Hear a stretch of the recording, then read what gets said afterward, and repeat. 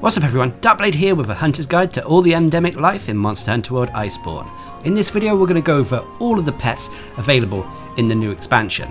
Of course we'll be focusing more on the rarer pets that yield trophies and achievements. Also, we have made previous videos covering the various pets from the base version of Monster Hunter World, so check them out if you haven't already done so. Now, a disclaimer before we get into the video talking about the pets, I tend to always go after the pets using the ghillie mantles. Now, they're not always needed, but for a lot of them, using the ghillie mantle just guarantees that you can get up close to the endemic life without them startling and running away. Also, as well as using the ghillie mantle to sneak up on the pets, it's also advisable if you can and if you've stocked up your canteen to use a meal with the Zoo Master food buff. This apparently makes rare pets appear more often, but when me and Mischief were in competition to find all the pets, I actually ended up finding more without the buff while she struggled to find any with the buff. So it makes me wonder how much of a buff this actually is. But regardless, every little does help. I could have been just extremely lucky in this case. So let's get into this video and talk in depth about the various pets in the game. First of all, we'll go over the rare pets that yield trophies. The first rare pet is the gold spring Macaw or Macaw, depending on how you want to pronounce it. This golden furred monkey is found in the Hoarfrost Reach, in the same areas that you can find the normal monkeys. So just get familiar where all the hot spring locations are in the Hoarfrost Reach and check them whenever you get a chance. However, the monkey won't appear if there's a blizzard going on, and we actually found it in the middle of the hot springs in Area 2, shown in the video here. Capturing the gold spring macaque will yield you the Golden Gleam trophy or achievement. Next is the blue diva. This is a blue songbird found in multiple areas. It can be found in the Ancient Forest, Wildspire Waste and Choral Highlands. In the Ancient Forest, it can be found on a tree trunk outside of Camp 11, and in an area up in the treetops near the highest camp. In the Wildspire Waste, it can be found at the highest point in Area 5, or it can be found in the Choral Highlands around Area 11, although I've never actually seen it there. We originally thought this could only be caught during the day, but we found it at night. So it can be found at day or night, but it seems that it only comes out during clear weather. Getting the blue diva will yield you the Sweet Melody trophy or achievement. Anyway, next is the Arrowhead Gecko. This is a strange little blue lizard with a pointy head, and it has multiple purposes. It can be found normally all over Monster Hunter World, near gathering points that yield ingredients for your canteen. In fact, these lizards are aimed to help you by pointing out which gathering points you should go to. As a result, they can be found all over the world. They can be found in the Ancient Forest, Wildspire Waste, Choral Highlands, Rotten Vale, and even the Elder's Recess. However, they don't seem to appear in the Hoarfrost Reach.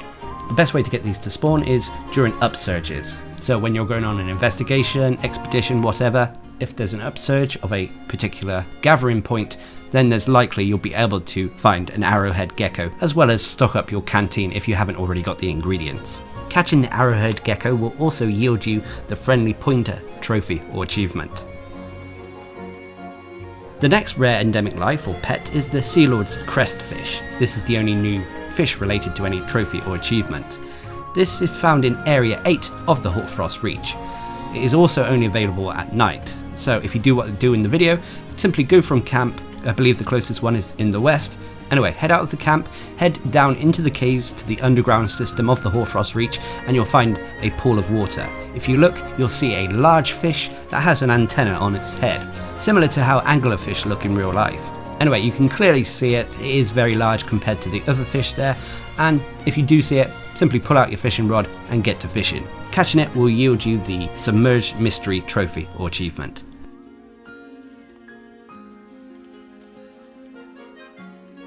And finally, in terms of the normal rare pets, we have the Winter Moon Nettle. This is probably one of the harder ones to get out of this bunch. In all honesty, it's a big floating jellyfish at the highest point at the summit in Hoarfrost Reach. But getting there is also half the battle. Getting to the top of the Hoarfrost Reach isn't as clear as you may think, so you'll have to go through what I'm going through in this video here. There is a lot of grappling points you have to get to, and multiple walls that you have to run up and then jump off of.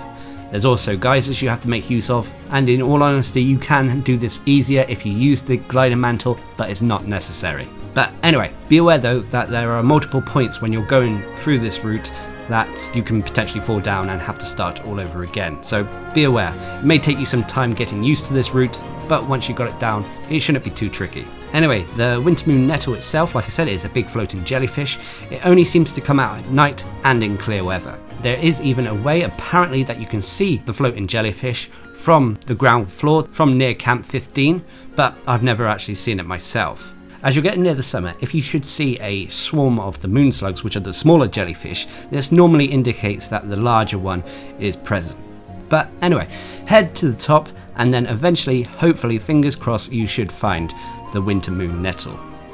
Now this jellyfish does float around the summer in a bit of a circle and it can be kinda hard to net, but just be patient, and when it comes close, if your aim is true, you should be able to bag this endemic life and yield yourself the Celestial Illusion trophy or achievement. Anyway, let's move on to the next section of rare endemic life, which are the molies. These are found exclusively in the end game Guiding Lands. So if you haven't got to the Guiding Lands yet, you may want to skip this section as it could be considered spoilers.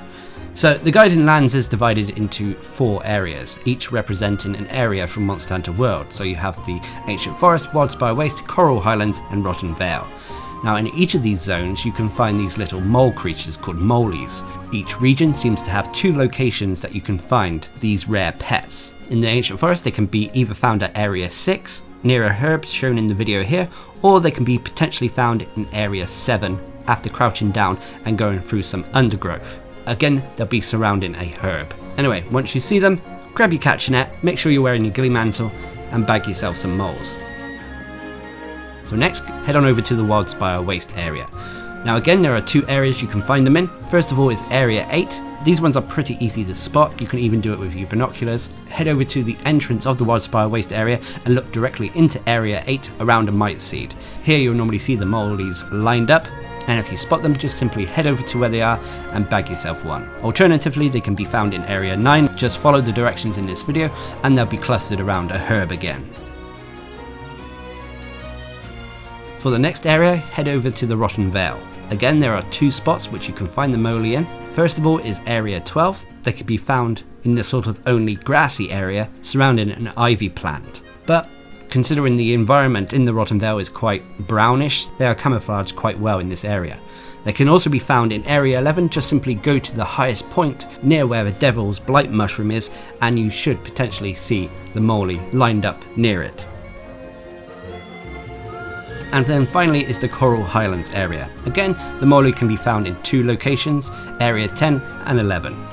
First of all, in Area 10, the moly will appear in the area shown in the video here, near the honey as well as potentially Gadulaka or other palicos hanging out. It's basically near the fishing area. However, alternatively, potentially you can find them in Area 11, right at the top, near the highest point of the Choral Highlands area, again surrounding some herbs. Just climb up the vines and check out if they're there or not. Now capturing yourself just 1 moly will yield you the trophy and achievement Death Digger. However, there is another trophy that requires you to capture one of these from each region and one of these 2 following moly variants. These 2 variants include the Rocky and Mossy Moly. First, the Rocky Moly. Now, should you be looking in the various areas where you can find the normal molies which have a mohawk, you will occasionally, if you're very lucky, find a Rocky Moly. This is a moly that has a helmet on its head. Now for me personally, I found mine in the Wildspire Waste. But remember, these are fairly rare. The other variant is the Mossy Moly. This is a moly that is covered in green moss and has butterflies floating above its head. It actually looks quite adorable. I personally found mine in the Ancient Forest. Now it would be interesting to see if there were other variants in the Choral Highlands and Rotten Vale, but I haven't seen anything to say otherwise. But anyway, capturing either of these 2 variants will give you the trophy and achievement Creatures of the Earth, so long as you've also caught molies in all the other regions as well. One bonus pet, as we're talking about the Guiding Lands at the moment, is that in Area 12, in the Rotten Vale area, you will occasionally come across a bristly crake, one of the rare achievement related pets in the base version of Monster Hunter World, riding around on their helm crabs, which looks adorable. But anyway, let's move on to our last section to talk about the normal pets found in Monster Hunter World Iceborne. These are pets that are linked to the Hoarfrost Reach. They're quite common and can be easily obtained. These include the duffel penguin, which looks like penguins wearing fluffy coats, stonebills, which are the common birds that you see flying around the Hoarfrost Reach. They are a little bit skittish, but can be obtained if you sneak up on them. You have rime beetles. These are the little bugs that are roaming around the various areas that if you kick them give crystal burst. You have the pearl spring macaw or macaques, which are the little monkeys found around all the hot spring areas of the Hoarfrost Reach so long as the weather's good. You have the glass paraxis, which is a new form of fish found in the waters in the Hoarfrost Reach. You have the moon slugs, which are the smaller jellyfish that float around various areas of the icy region. And finally you have the crowned prawn. These are tiny little helm crab-like creatures that you can find scuttling across the ground. These are more prominent in the underground areas of the Hoarfrost Reach. So there we have it. Those are all the pets or endemic life in Monster Hunter World Iceborne. Obviously we've focused on the pets that yield trophies and achievements over the other ones, so there is a small chance that we may have missed one or two. So if we have, please leave a comment down below telling us what we missed. And until next time, I've been Darcblade, bringing you a hunter's guide to all the endemic life in Monster Hunter World Iceborne. Hope you enjoyed the video, thanks for watching, subscribe and like for more.